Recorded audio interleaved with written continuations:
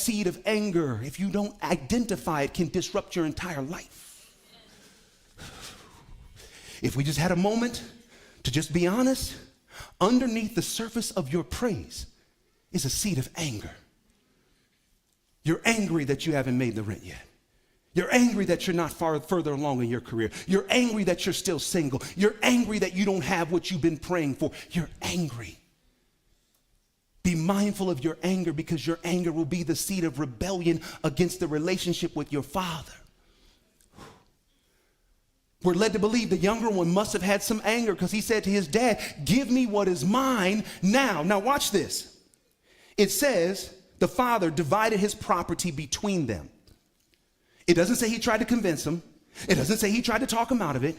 He said, "Okay, you think you can handle it, I'll give it to you." This is why, especially in this town, I just want to pray against your impatience right now. Because some of you, I've been there, you get so impatient, I got to have it by this age, I got to have it by this stage, and if I don't have it, I'm going to do everything I can in my means to get it. You got to be careful. There was one great preacher that said the blessing you make will be smaller than the blessing you miss. I don't know who I'm talking to right now, but the younger one is trying to make his own blessing. But he was asking for something that he was not ready to handle. What does it say? Verse 13. Not long after that, the younger son got together all he had, set off to a distant country, and there squandered his wealth in wild living. Why would he squander it? Because he didn't have the capacity to manage what he prayed for. One of the reasons why sometimes God holds answered prayers back is to build our capacity to handle it. I don't know who I'm talking to right now. You don't want it. Because see, we don't want to be built up. We just want the release of the blessing. We just want the release of the answered prayer. But God is saying, I'm holding some prayers back because I got to build you up first.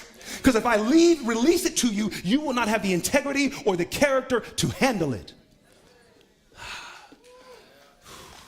Oh, I got two quick anecdotes real quick. I was an executive for Columbia Pictures, and I worked on every type of movie from Pursuit of Happiness all the way to 7 Pounds and so many films in between. And there was one film that I worked on called The Karate Kid. We did a remake of the original Karate Kid that starred Jaden and Jackie Chan.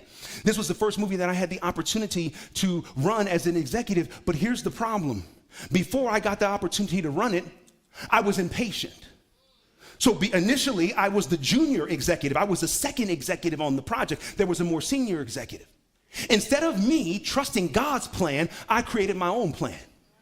The script for Karate Kid came in from the producer, and I got it, and I didn't tell the senior executive about it. So I got the script, I read it, I cut out the senior executive and went to my boss and said, "Oh, you got to read the script is good." My boss reads the script, says the script is good. Why don't we do a meeting with the producers on the notes? And then I said, "Oh, well, how do you want to handle the senior executive?" And he said, "What do you mean?" I said, "Well, I didn't give him the script, I gave it to you." He said, "Why would you cut out your superior?" I said, "Because I felt like this was mine." Y'all, I'm not standing on this stage talking theoretically. I'm telling you practically what I've had to endure. My ambition got the best of me. My ambition got me out of integrity. I'm over here walking through the halls of Columbia Pictures telling everybody I'm a Christian. But now I'm the Christian that just cut somebody out. I don't know who I'm talking to right now. Anybody been there where your ambition just totally got the best of you? Long story short, I said to him, "You know what? I'm sorry. You're right." I went and gave the script to the senior executive. The senior executive was very upset. And I went to my bosses and I repented. I said, "I'm sorry. It just got the best of me." I said, "But here's the reality. I do believe that I'm capable of running this movie. I do believe that I've been here for a long time. I've had the relationship with Will Smith since I was 18 years old. And even though my means were incorrect, I do believe that the point that if you believe in me, that I can run this movie." And they said, "Let us think about it." And they came back to me and they said, "Devon, you're right. You have the capability. And we're going to let you run it. But if this happens again, there will be no place for you here." Take what I'm saying to heart. Don't allow your ambition to get you out of integrity. Because I could have been out of a job that day. I'm thankful for God's grace and mercy. But too often, we want something before our time. And instead of being patient and allowing God to do it, we try to do it and we'll mess it up. Got to keep going.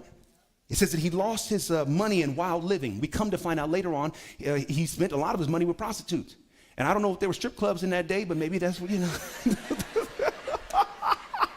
Y'all listen, you know, oh man, I don't want to share this. Oh Lord, no.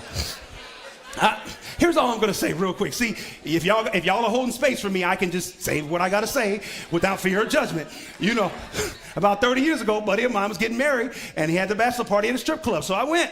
I had never been. I said, I just want to see what this is about. I'm just being honest. This is what happened. This is the truth.